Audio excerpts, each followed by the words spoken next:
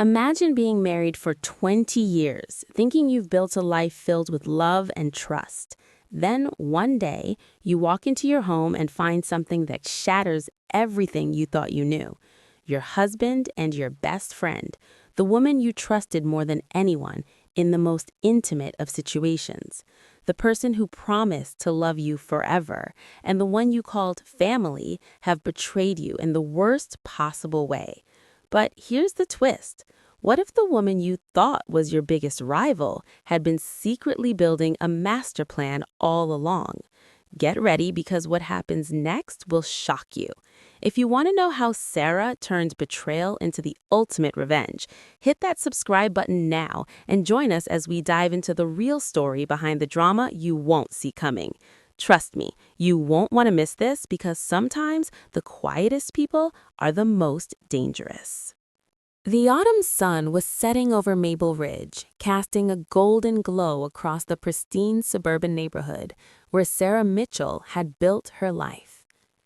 At 52, she had everything she'd ever dreamed of: a stunning colonial home with white shutters and a wraparound porch, a thriving interior design business that had her name on the lips of every wealthy client in the tri-state area, and a marriage that everyone envied. Sarah Mitchell was living the American dream. Or so she thought. That Tuesday evening, as her heels clicked against the hardwood floors of her foyer, she had no idea that her entire world was about to implode. She'd cut her business trip to Manhattan short, eager to surprise Tom with his favorite homemade lasagna and maybe rekindle some of the spark that had dimmed over the past few months. Marriage, after all, required work. Everyone knew that. 20 years together meant you had to make an effort, keep things fresh. "Tom?" she called out, setting her leather briefcase down by the antique console table she'd restored herself. "Honey, I'm home early."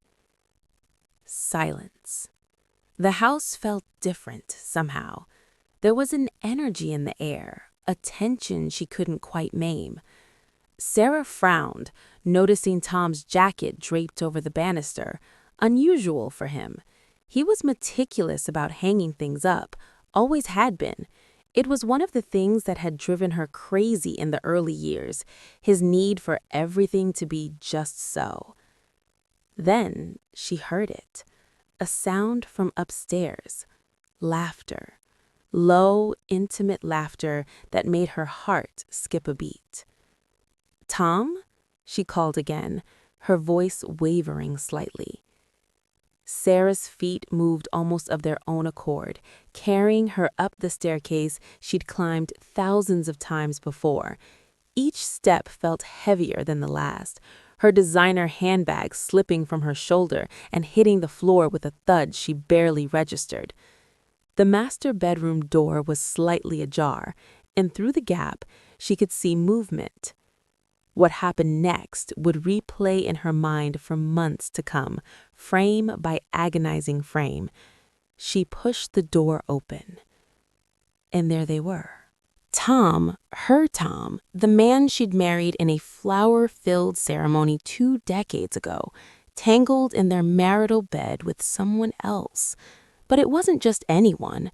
It was Linda Hartfield, her best friend of 15 years, the woman who had held Sarah's hands through her mother's funeral, the godmother to her children, the person she'd called at 2 a.m. when she couldn't sleep, when she needed advice, when she needed to laugh about the absurdity of life. Linda. Time seemed to stop. Sarah's brain couldn't process what her eyes were seeing. It was as if someone had taken her life, the life she knew, the life she trusted, and shattered it like one of the delicate crystal vases she kept on the mantel. Tom's face went white.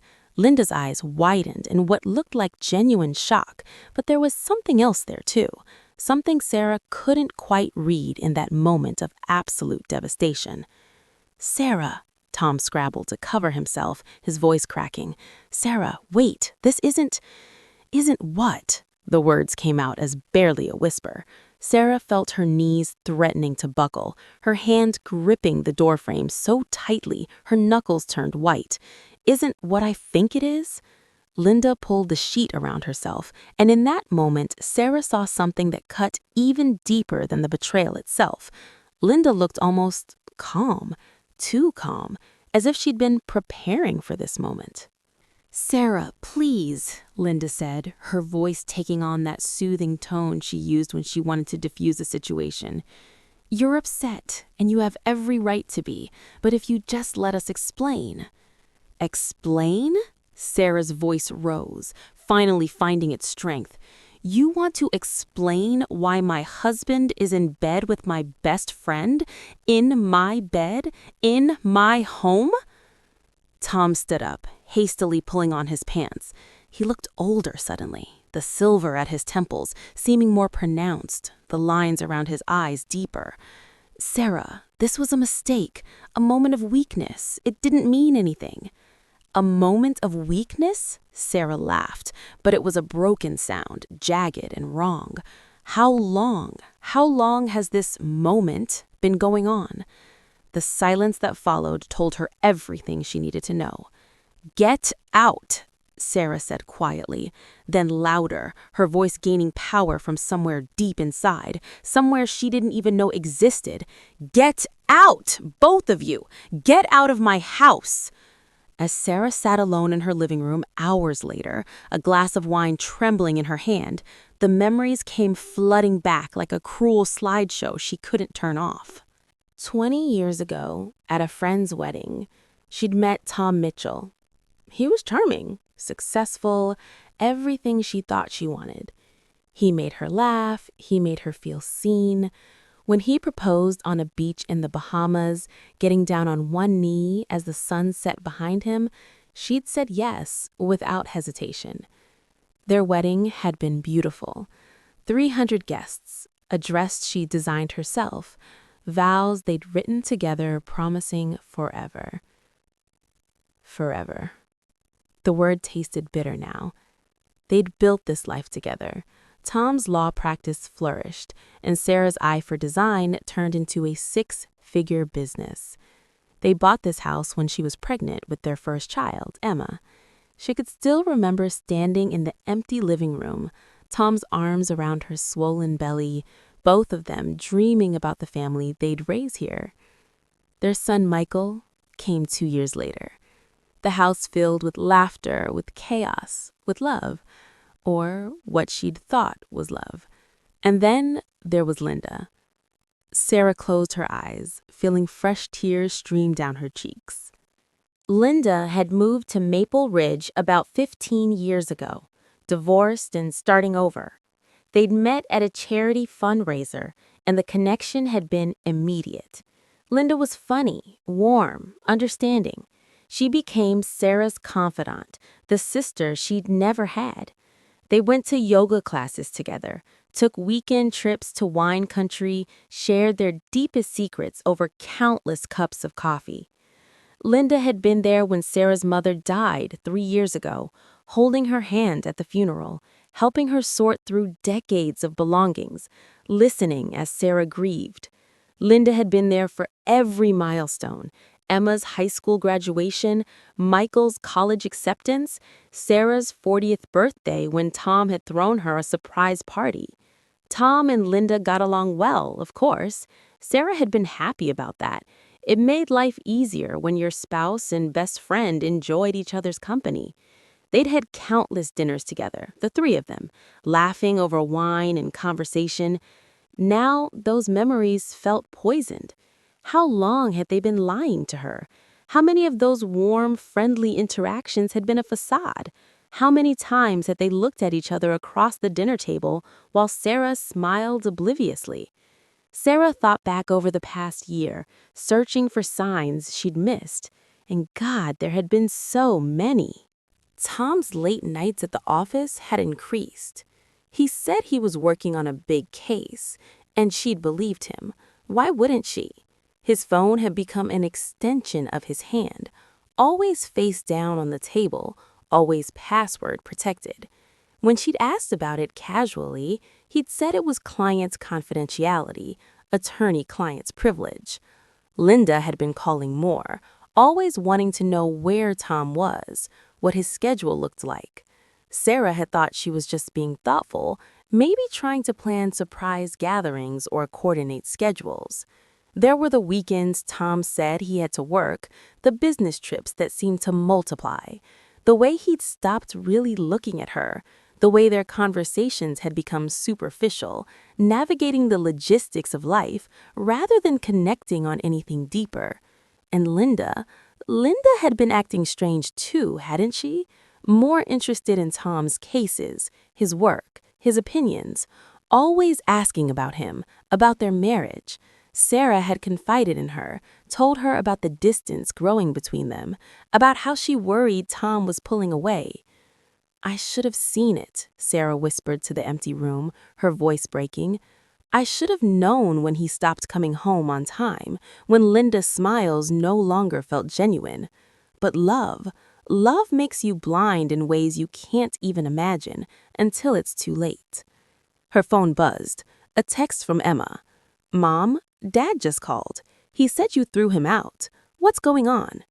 Sarah's hands shook as she tried to figure out how to respond. How do you tell your children that their father is a liar, that the woman they called Aunt Linda had betrayed them all?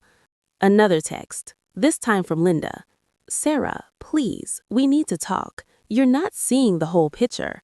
The audacity, the sheer audacity. Sarah threw her phone across the room, watching it skitter across the floor and come to rest against the wall. She pulled her knees to her chest, wrapping her arms around herself, and let herself break. Great heaving sobs that came from somewhere so deep they felt like they might tear her apart. This was supposed to be her safe place, this house, this life, this marriage, everything she'd worked for, everything she'd built, everything she'd believed in. It was all a lie. But as she sat there in the darkness, something began to shift. Beneath the grief, beneath the shock, beneath the crushing weight of betrayal, something else was stirring. Anger. Pure, white-hot anger. The next morning, Sarah woke up on the couch, her neck stiff and her eyes swollen from crying. For a brief, merciful moment, she thought it had all been a nightmare. Then reality crashed back in, and she felt the familiar ache in her chest. Tom had texted 17 times. Linda had called 11 times and left 6 voicemails. Sarah deleted them all without reading or listening. She made coffee with shaking hands, going through the motions mechanically. The kitchen looked the same. The white marble countertops she'd selected, the farmhouse sink she'd installed, the custom cabinets she'd designed.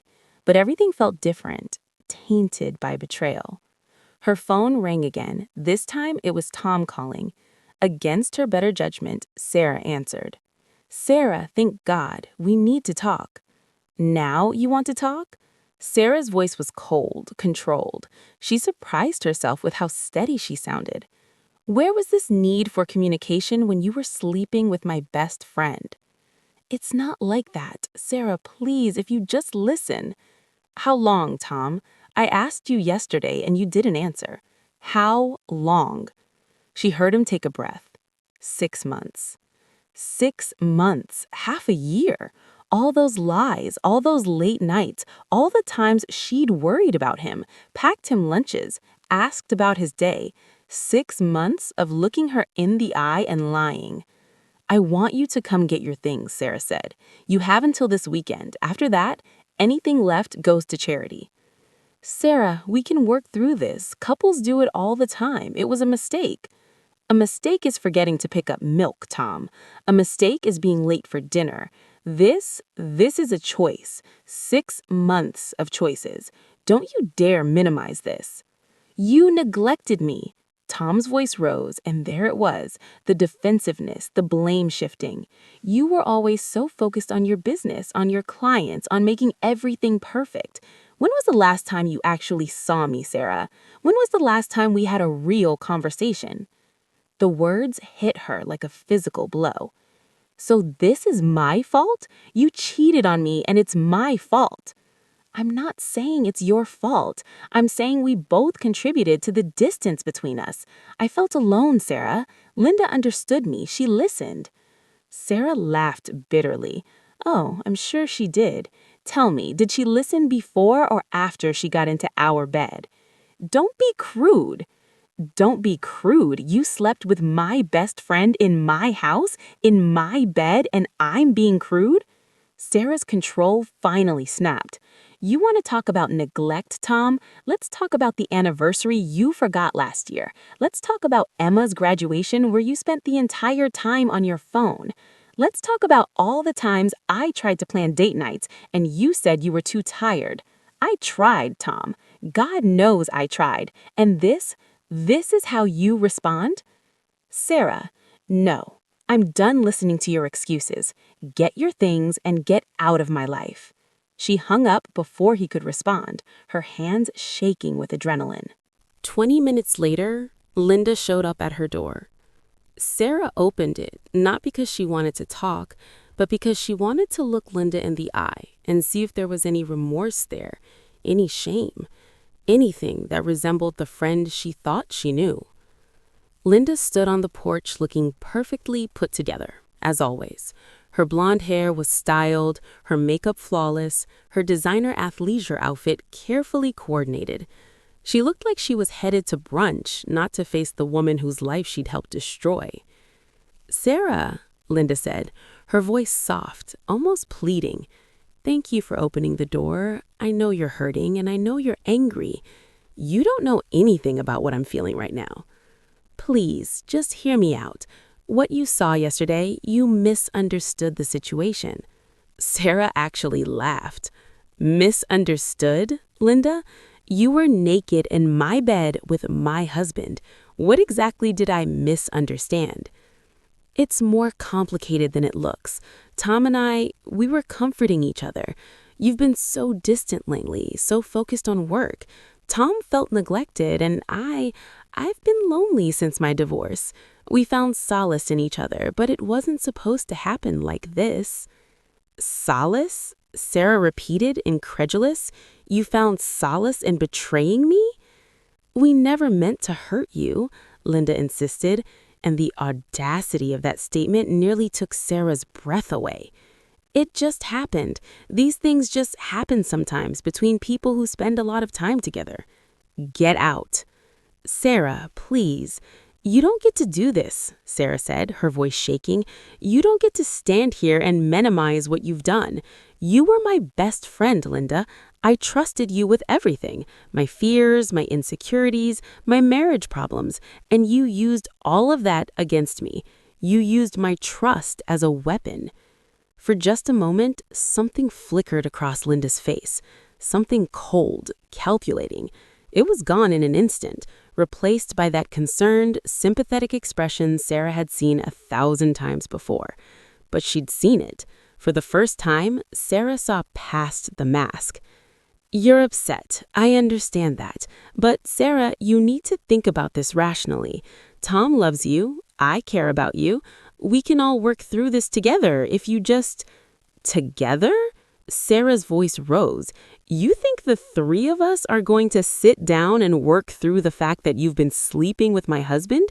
Are you insane? I'm trying to help you see reason.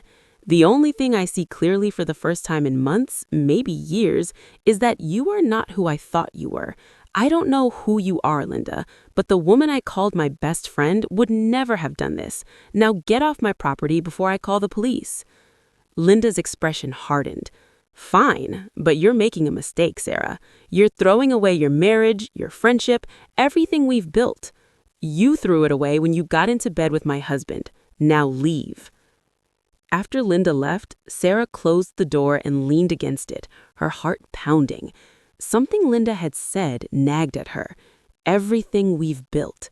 What an odd choice of words, as if Linda had built something with Sarah, as if she had some stake in Sarah's life beyond friendship. That night, Sarah couldn't sleep. She lay in the guest bedroom, she couldn't bear to sleep in the master bedroom, not after what she'd seen, and stared at the ceiling, her mind racing. Tom's words echoed in her head. You neglected me. Linda's words, you've been so distant. Were they right? Had she been so focused on her career that she'd pushed Tom away? Had she been a bad wife, a bad friend? No, she wouldn't let them do this to her. She wouldn't let them twist this into her fault. But the doubt crept in anyway, insidious and persistent. Sarah Mitchell, the woman who'd built a successful business on her attention to detail, who prided herself on creating beautiful, harmonious spaces, had she failed to create that in her own life? Had she been so busy designing perfect homes for other people that she'd let her own fall apart? She turned over, pulling the blanket tighter around herself. The house felt too big, too empty. For the first time in 20 years, she was truly alone.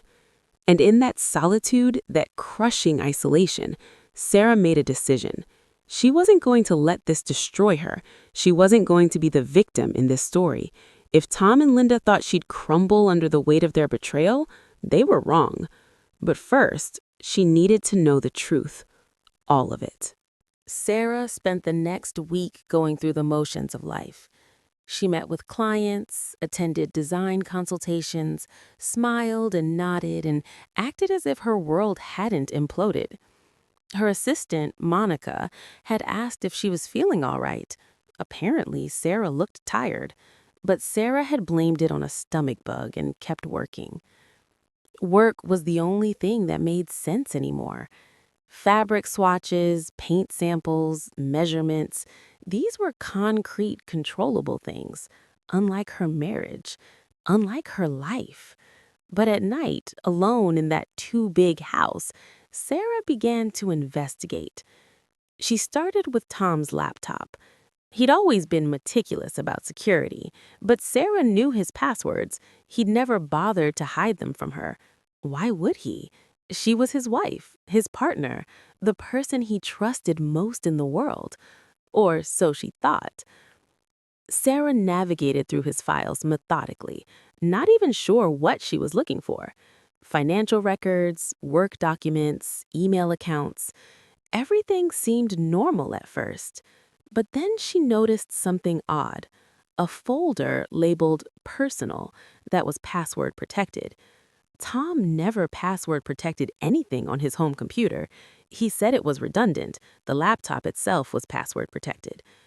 Sarah stared at that folder for a long time. Part of her didn't want to know what was inside. Wasn't the affair enough?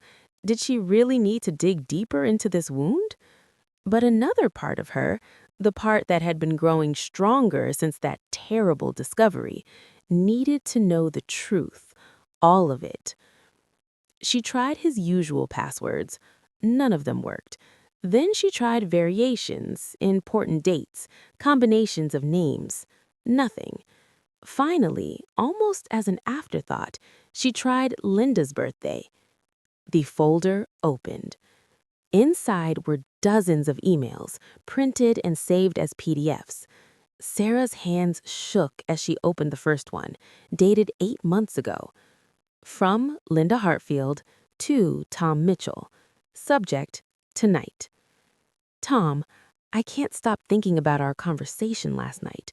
You're right. Sarah has changed. She's not the woman you married. She's so focused on her career, on her empire, that she's forgotten what really matters. You deserve better than this. You deserve someone who sees you, who appreciates you. I meant what I said. I'm here for you, whatever you need. Sarah felt sick. She scrolled through more emails, each one worse than the last. They started innocently enough, Linda complaining about her own problems, Tom venting about work stress, but gradually they became more intimate. Linda started questioning Sarah's commitment to the marriage, planting seeds of doubt in Tom's mind. She doesn't appreciate you. When was the last time she actually asked about your day? You work so hard, and what does she do?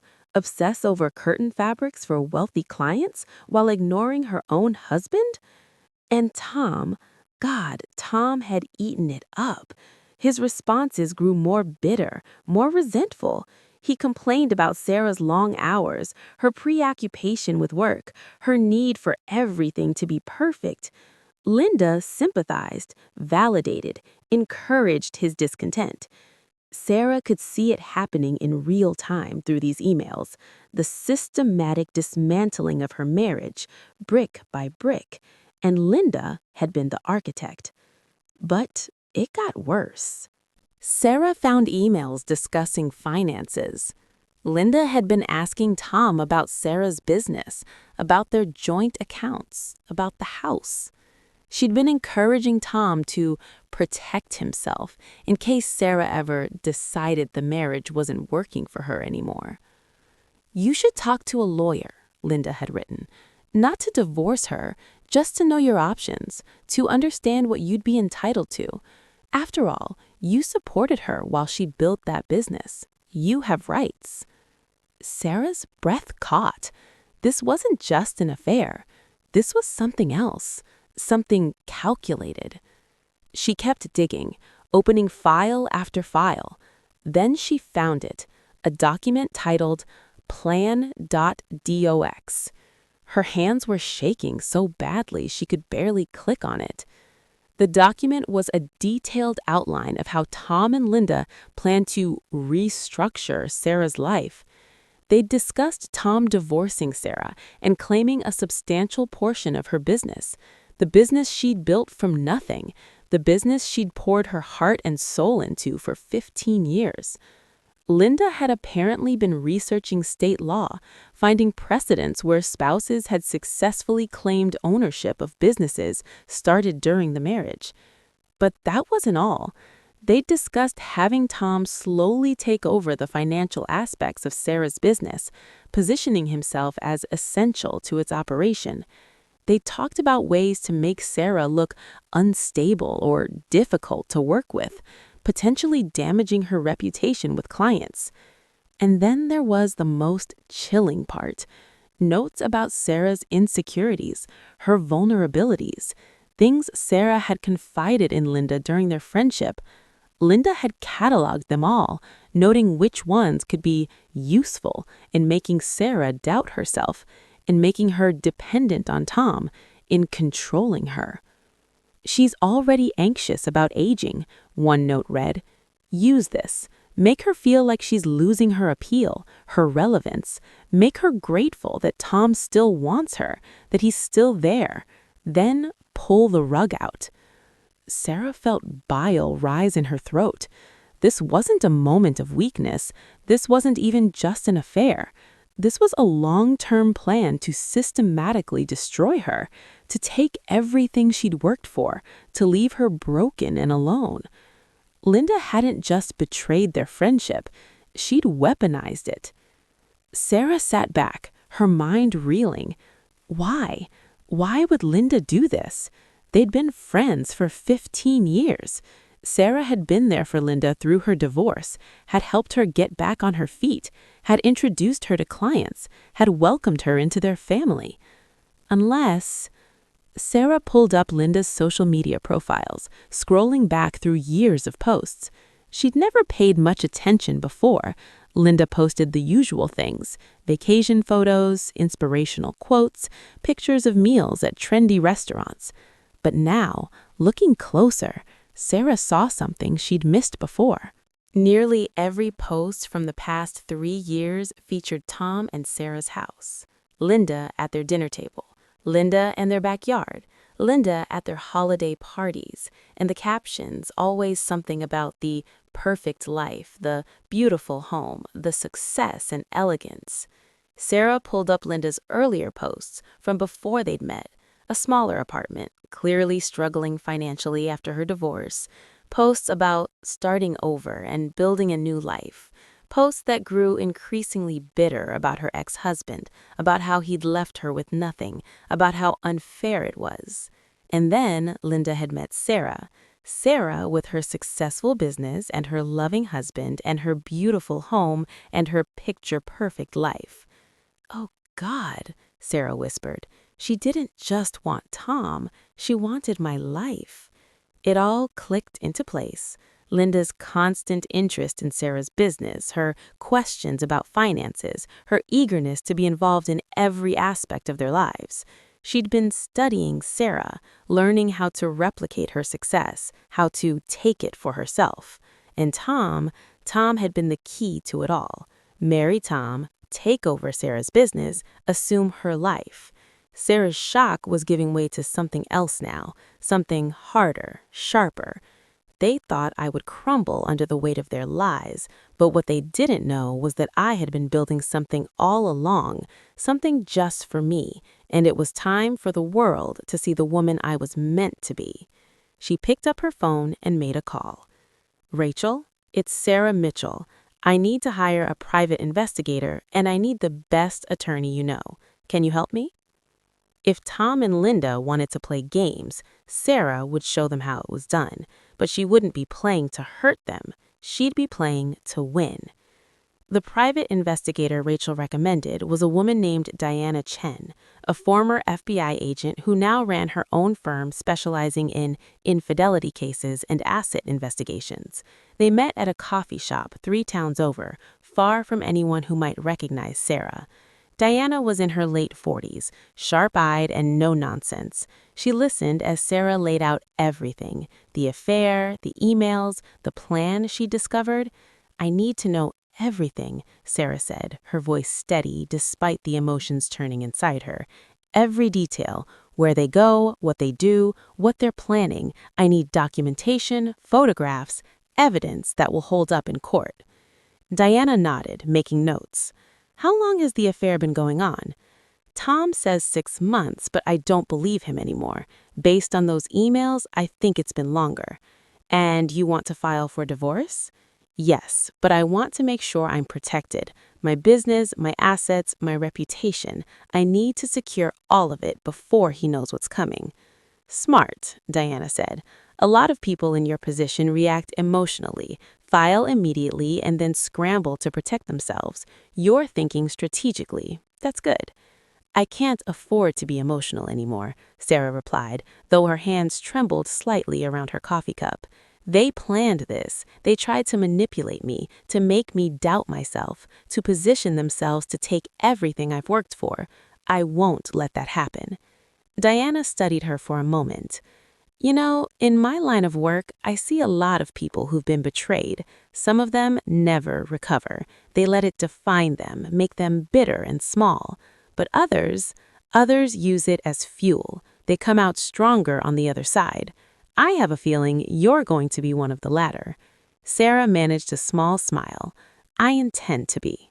Over the next 2 weeks, Diana worked her magic. She followed Tom and Linda, documenting their meetings, their intimate dinners, their weekend getaways they thought no one knew about. She dug into Linda's background, uncovering a pattern Sarah had never known about. 2 previous friendships with married women that had ended abruptly, both around the time of their divorces. "Your instinct was right," Diana told Sarah during their second meeting. "Linda has done this before. Different circumstances, but the same pattern. Befriending successful women, getting close to their husbands, then disappearing when things fell apart. I talked to one of the ex-friends off the record. She suspected Linda had an affair with her husband, could never prove it." Sarah felt vindicated and horrified at the same time. "So I'm not the first." "No, but you might be the first to fight back effectively."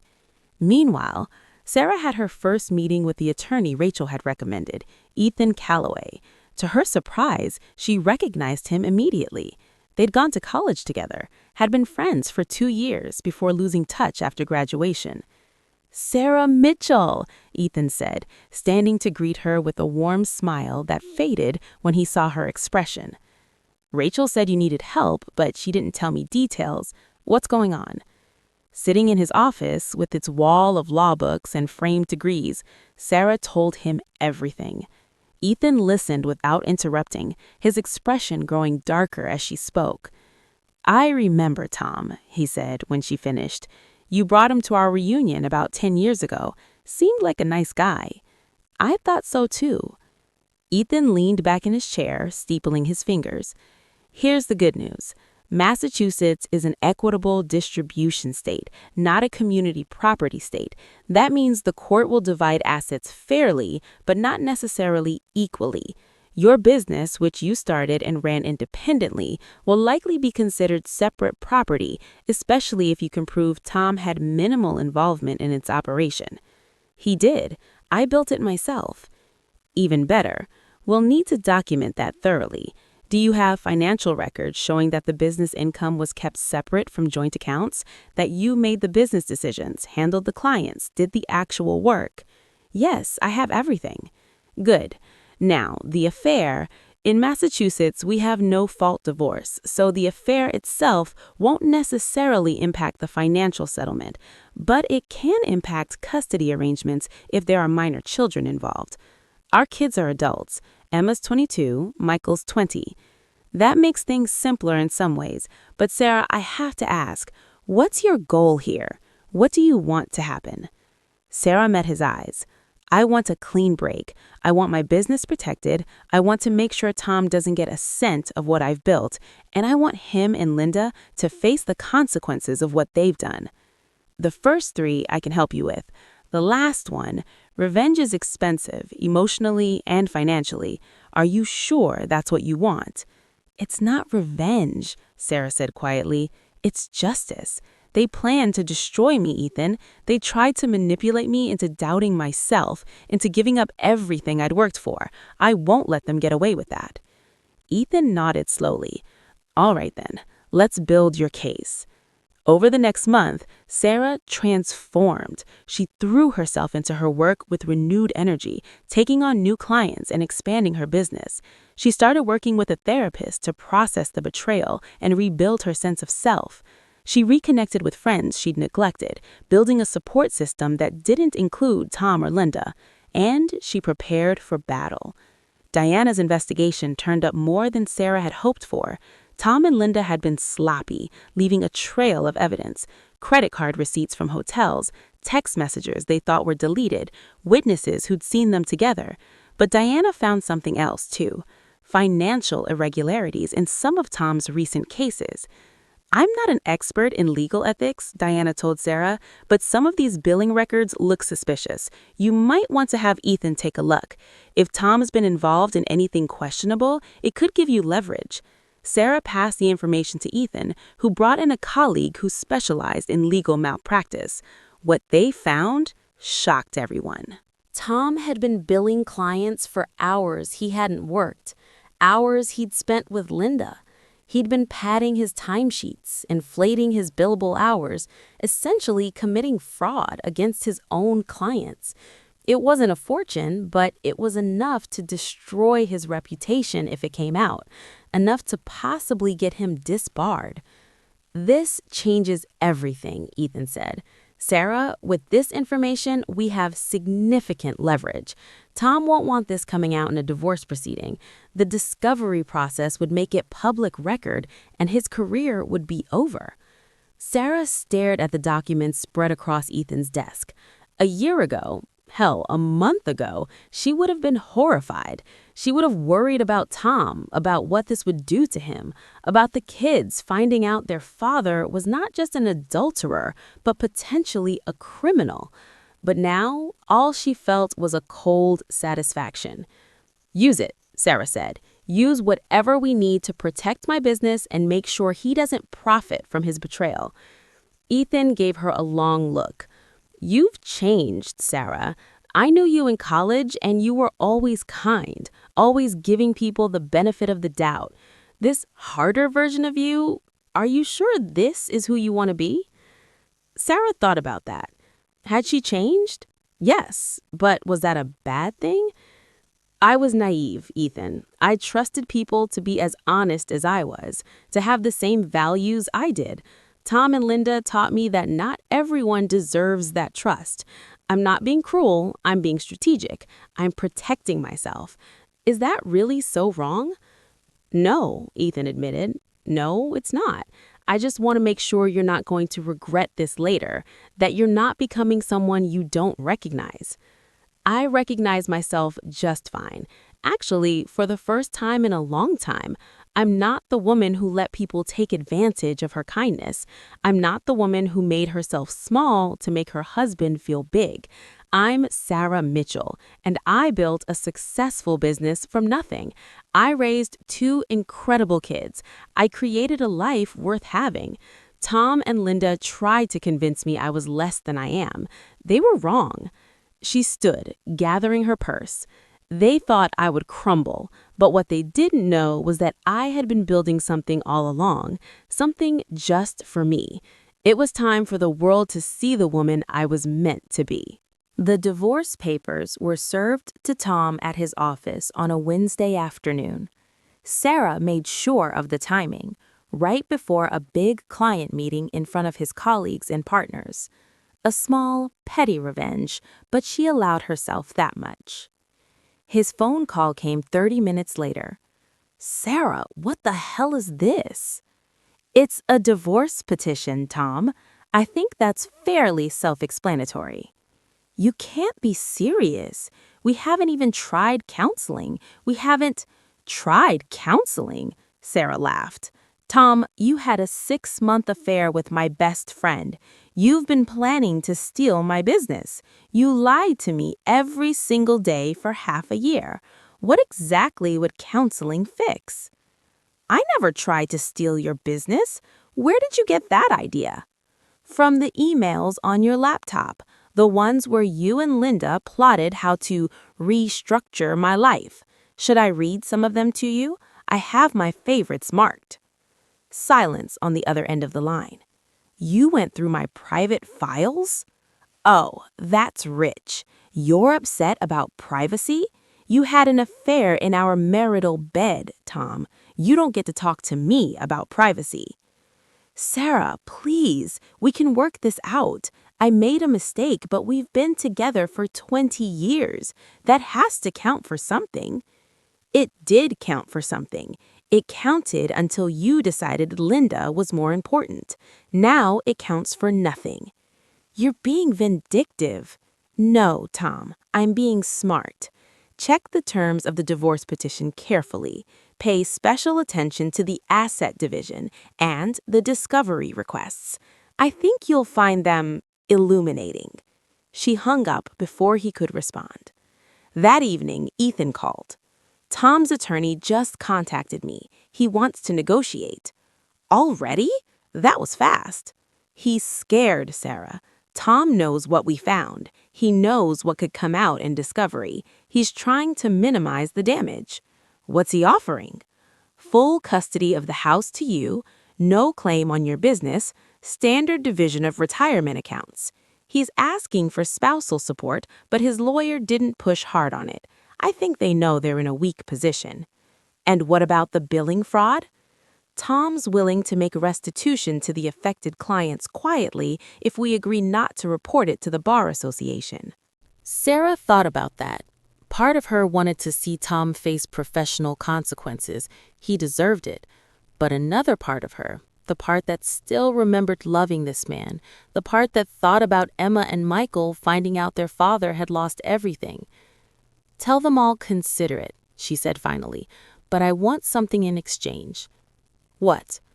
"I want Tom to sign an affidavit admitting to the affair and to his plan with Linda. I want it all documented, every detail, and I want him to agree to a clause that if he or Linda ever contact me again, if they ever try to damage my business or my reputation, that affidavit becomes public record." "That's harsh, Sarah." "They tried to destroy me, Ethan. This is mercy." The negotiations took 2 weeks. Tom tried to push back on several points, but Sarah held firm. She had the evidence, she had the leverage, and she was done being accommodating. The final settlement gave Sarah everything she wanted: the house, her business intact and solely in her name, the majority of their joint assets. Tom got his retirement account and his personal belongings, and most importantly, he signed the affidavit. But Linda was another matter. Sarah had been tracking Linda through Diana's reports.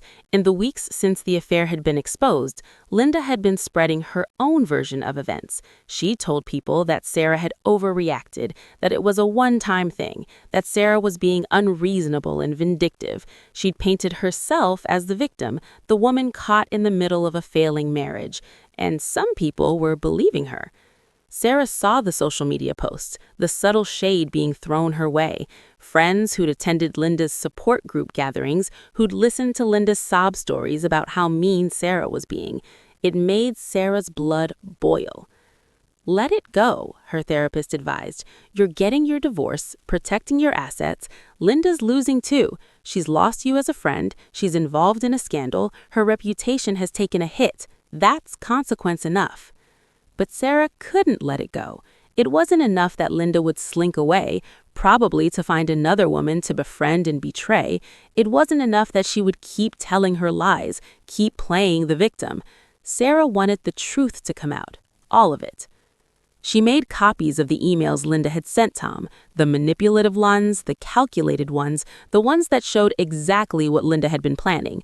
She compiled them into a document, added screenshots of Linda's social media posts showing her pattern of behavior, included the statements from Linda's former friends who'd experienced similar situations. Then she sent it to everyone, every mutual friend, every person who'd been at Linda's gatherings, everyone who believed Linda's version of events. She didn't editorialize, didn't add her own commentary. She simply attached the evidence and wrote, "I wanted you all to have the full story. Make of it what you will. Sarah." The response was immediate and overwhelming. Sarah's phone blew up with calls and texts, people apologizing, people expressing outrage, people offering support. The friend group that seemed split down the middle suddenly rallied around Sarah. Linda tried to respond, posted a long, rambling defense on social media about how those emails were taken out of context and how she'd been trying to help Tom and Sarah's marriage. But the damage was done. The evidence was too clear, too damning. Within a week, Linda had left town, gone without a trace, apparently moving back to wherever she'd come from. Tom called Sarah one last time after the divorce was finalized. "I hope you're happy," he said bitterly. "You've destroyed my reputation, run Linda out of town, taken everything I helped build." "Stop right there," Sarah interrupted. "You didn't build my business. I did. You didn't build this life. I did. All you did was take it for granted while planning to take it away from me. As for your reputation, you destroyed that yourself when you committed billing fraud and had an affair. I just made sure the truth came out." "The kids barely speak to me now, Sarah. Emma won't return my calls. Michael told me he's ashamed of me. That's on you." "No, Tom, that's on you. They're adults. They can see what you did and make their own decisions. I didn't turn them against you. Your actions did that." "I loved you," Tom said, and for the first time, he sounded genuinely broken. "I know I messed up. I know I made terrible choices, but I did love you. Doesn't that count for anything?" Sarah felt a pang in her chest, but it was distant, muted, like an old injury that occasionally ached in bad weather. "Maybe you did in your own way, but Tom, love isn't just a feeling. It's a choice you make every day. It's honesty and respect and consideration. It's putting your partner first, not because you have to, but because you want to. You chose to have an affair. You chose to lie to me. You chose Linda over our marriage, over our family, over everything we built together. So no, your love, whatever it was, doesn't count for anything anymore." "I'm sorry," he whispered. "For what it's worth, I'm truly sorry." "I believe you are, but sorry doesn't undo the damage. Sorry doesn't give me back the year I spent thinking I was losing my mind, wondering why you were pulling away, blaming myself for our problems. Sorry doesn't erase the humiliation of finding you with my best friend. It's too little, too late, Tom." "What happens now?" "Now?" Sarah looked around her home office, at the designs spread across her desk, at the schedule filled with client meetings, at the life she was rebuilding. Now I move on. I build something even better than what I had before. And you figure out how to live with your choices. She hung up and blocked his number. That chapter of her life was closed. 6 months after the divorce was finalized, Sarah stood in the main hall of the city's premier art gallery, surrounded by some of the wealthiest and most influential people in the state. She was hosting a showcase of her work, a curated collection of her best design projects, presented as art installations that people could walk through and experience. It had been Ethan's idea, actually. They'd been having coffee, a regular occurrence now, their professional relationship having evolved into a genuine friendship, when he'd suggested it. You're not just a designer, Sarah. You're an artist. Your spaces tell stories, evoke emotions. Why not show people that? Really show them. Sarah was skeptical at first, but Monica, her assistant, had jumped on the idea with enthusiasm. Together, they'd put together a proposal, found a gallery willing to take a chance on the concept, and spent 3 months preparing. Now, watching well-dressed couples move through recreated versions of her favorite projects, a minimalist bedroom that played with light and shadow, a vibrant kitchen that celebrated color and texture, a serene bathroom that felt like a spa retreat, Sarah felt something she hadn't felt in a long time: pride. Pure, uncomplicated pride in what she'd created. Sarah Mitchell? A woman approached, elegant in a black dress that probably cost more than Sarah's first car. I'm Catherine Lawson. I've been following your work for years, but seeing it like this, it's transformative.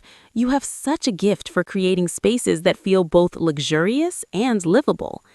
Thank you, Sarah said, shaking her hand. That's exactly what I aim for. A space should be beautiful, but it should also serve the people who live in it. I'm remodeling my summer home in the Hamptons. Would you be interested in consulting? I know you must be incredibly busy, but I'd love to discuss it. Hand Monica a business card. Have her set up a meeting. As Catherine walked away, Ethan appeared at Sarah's elbow, 2 glasses of champagne in hand. You're a hit, he said, offering her a glass.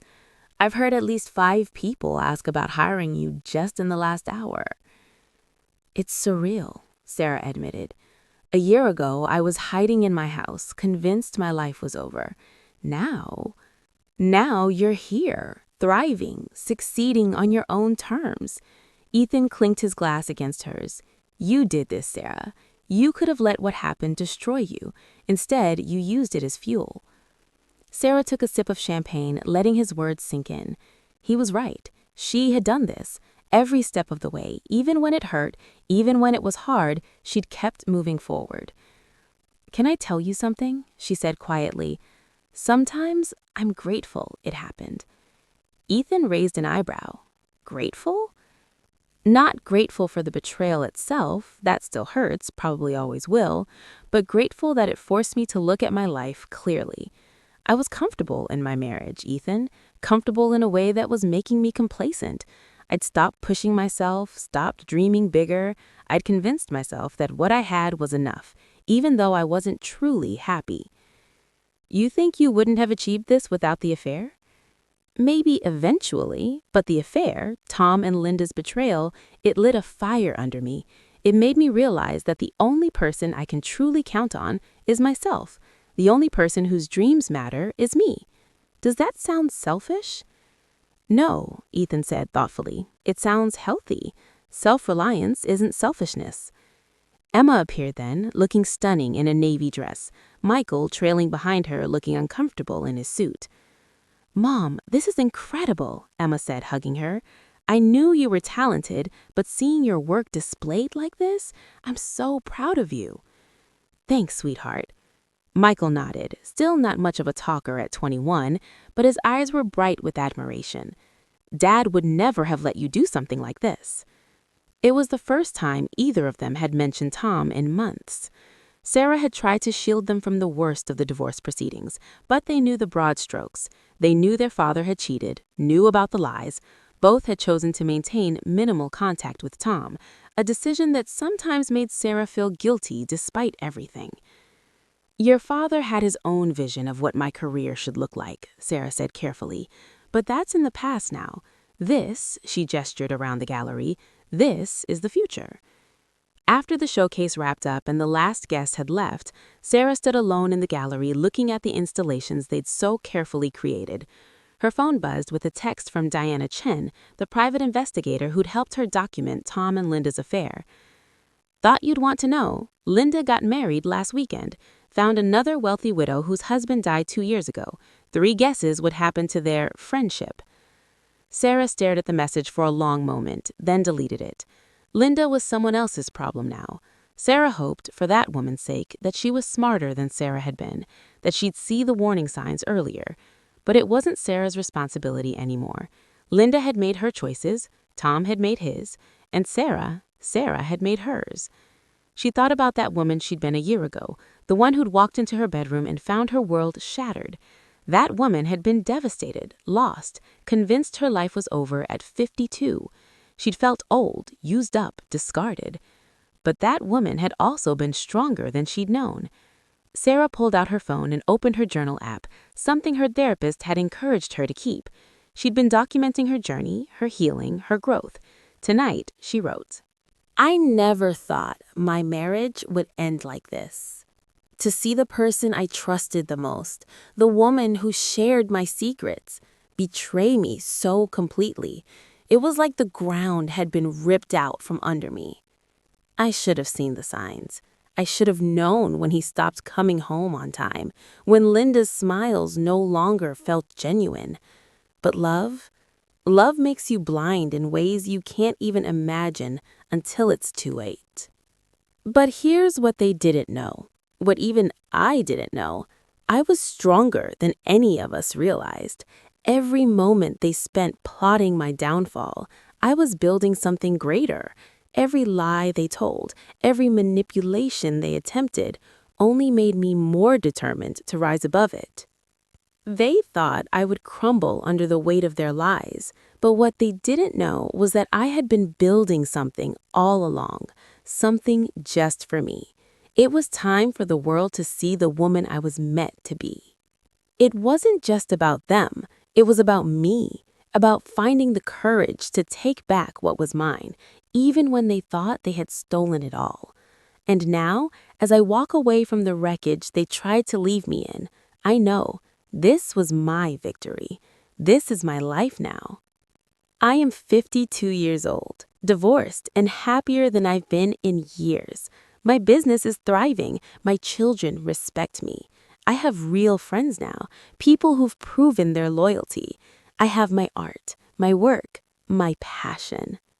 Most importantly, I have myself. I have my strength, my resilience, my worth. Tom and Linda tried to take that from me, but they failed. They thought they were destroying me. Instead, they freed me.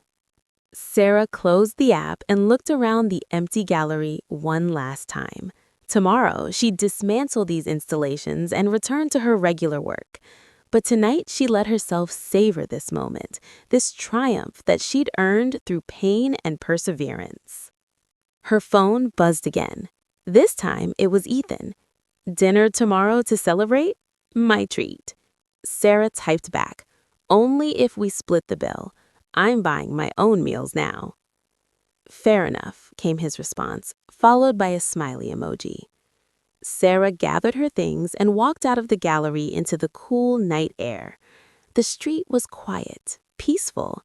A new beginning waited in every direction she looked. She'd survived the worst betrayal of her life. She'd fought back when it would have been easier to crumble. She protected what was hers and built something even better from the ashes of her broken marriage. This was her life now. Not perfect, nothing ever was, but real, honest, hers. And that was worth more than any false perfection ever could be. 1 year after the showcase, Sarah sat in her newly redesigned home office. She'd finally tackled the master bedroom, turning it into a workspace that brought her joy, reviewing plans for her biggest project yet. A celebrity client wanted her to design their entire Manhattan penthouse, a project that would take months and cement her reputation as one of the premier designers on the East Coast. Monica poked her head in. "You have a visitor?" Sarah looked up, puzzled. She didn't have any appointments scheduled. A woman in her 30s walked in, clutching a folder. She looked nervous, uncertain. "Miss Mitchell? I'm sorry to drop in like this. My name is Jennifer Warren. We have a mutual acquaintance, Linda Hartfield." Sarah's spine stiffened. "I see. Please, I'm not here to defend her or to cause trouble. I'm here because—" Jennifer took a shaky breath. "Because Linda did to me what she did to you, and I wish someone had warned me before it happened." Sarah studied the younger woman. She saw herself in Jennifer's eyes, that mix of pain and anger and humiliation. "Sit down," Sarah said gently, gesturing to the chair across from her desk. Jennifer sat, opening the folder.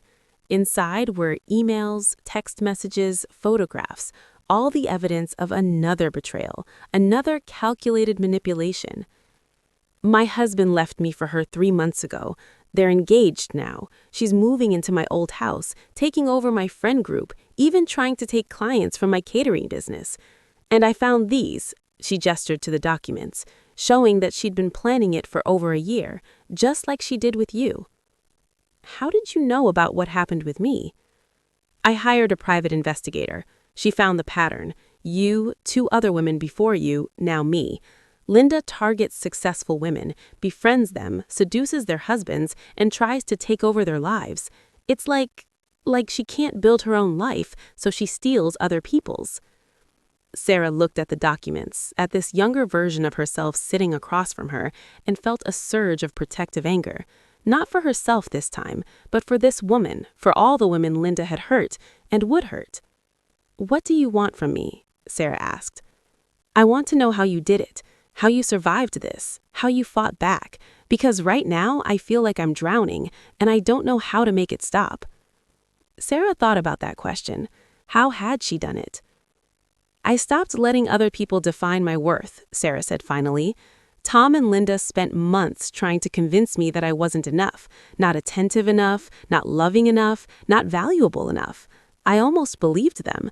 But then I realized that the only person whose opinion of me matters is my own, and I knew deep down that I was worth fighting for." Jennifer nodded, tears in her eyes.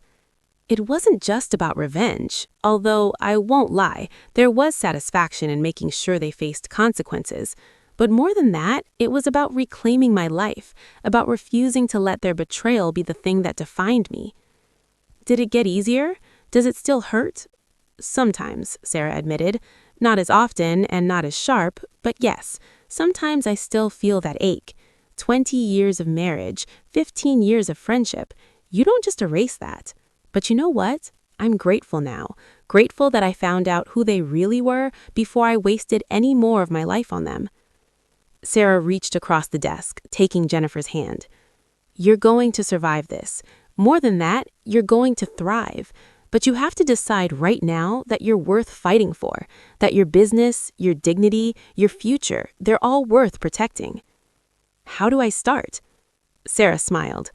"First, you get yourself a good lawyer and a good therapist. Then you document everything, every lie, every manipulation, every piece of evidence that shows what they did. You protect your assets and your business, and then," she squeezed Jennifer's hand, "you rebuild. You take all that pain and anger and betrayal, and you use it as fuel to become the woman you were always meant to be." Jennifer left an hour later with contact information for Ethan and Diana, a list of resources, and something she hadn't had when she walked in: hope. After she left, Sarah stood at her window, looking out at the neighborhood she'd called home for over 20 years. She'd stayed in this house, had refused to let Tom and Linda's betrayal drive her out of the home she loved. She'd reclaimed every room, redesigned every space, turned it from a museum of her failed marriage into a testament to her resilience. Her phone rang. Ethan. "Hey, are we still on for dinner Friday?" "Absolutely. That new Italian place?" "Perfect. And Sarah, I wanted to run something by you. Nothing serious, just I value your opinion. Over the past year, Ethan and Sarah's friendship had deepened. There was something there, something neither of them had acknowledged yet. Sarah wasn't ready, might not be ready for a long time, but the possibility existed, hanging in the air like a promise. "I'm listening," she said.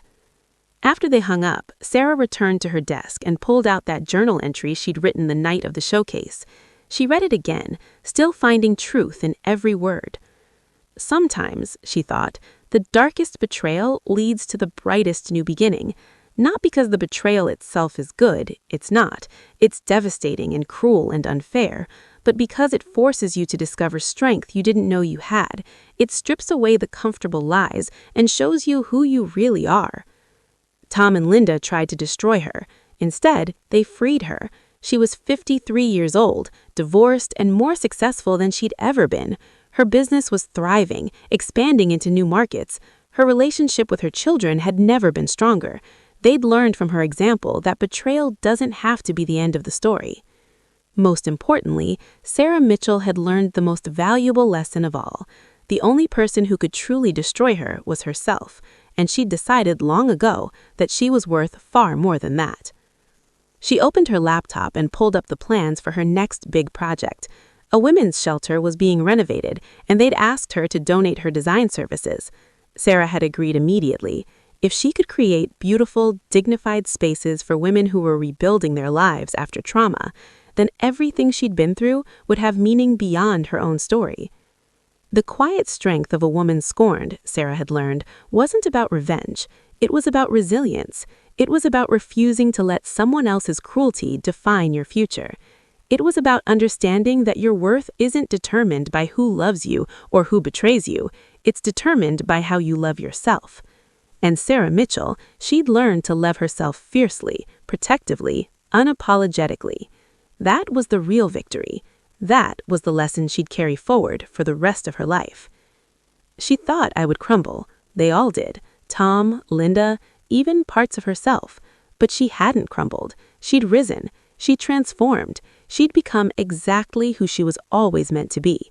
And that, in the end, was the greatest revenge of all.